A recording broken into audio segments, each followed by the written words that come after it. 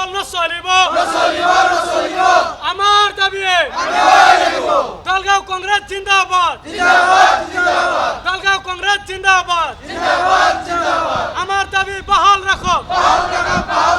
আমার দাবি বহাল রাখো হয় আজি আমি দলগাঁৱৰ পৰা এটা প্ৰতিনিধি দল আহিছোঁ আহি ইয়াতে বহিছোঁ আমাৰ কথা হ'ল আমি ইতিমধ্যেই সংবাদ মাধ্যমত শুনা পাইছিলোঁ যে দলগাঁও বিধানসভা সিটটো ৰাইজৰ দলক এৰি দিয়া হ'ব এই বুলি ৰাইজৰ দলে প্ৰচাৰ কৰি আছিলে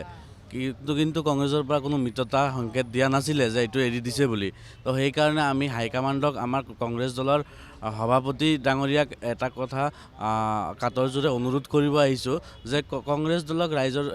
এই সিটটো ৰাইজৰ দলক এৰি দিলে আমাৰ বৃহৎ এক ক্ষতি হ'ব কাৰণ যিহেতু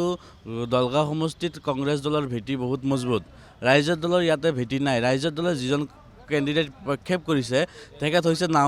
নাওবৈচাৰ কেণ্ডিডেট সুদূৰ নাওবৈচাৰ পৰা আহি ইয়াতে জিকাটো অত্যন্ত টান কথা তেনে ক্ষেত্ৰত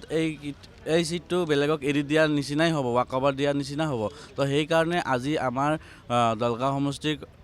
সচেতন মহল কংগ্ৰেছী কৰ্মকৰ্তাসকল চবৰ হৈ আজি আমি ইয়াতে অনুৰোধ জনাইছোঁ গৌৰৱ গগৈ ডাঙৰীয়াক যাতে আমাৰ এই সিটটো এৰি দিয়া নহয় আৰু এই সিটটোত আমাক যদি কেণ্ডিডেট দিয়া হয় কংগ্ৰেছৰ ফালৰ পৰা আমাৰ জয় নিশ্চিত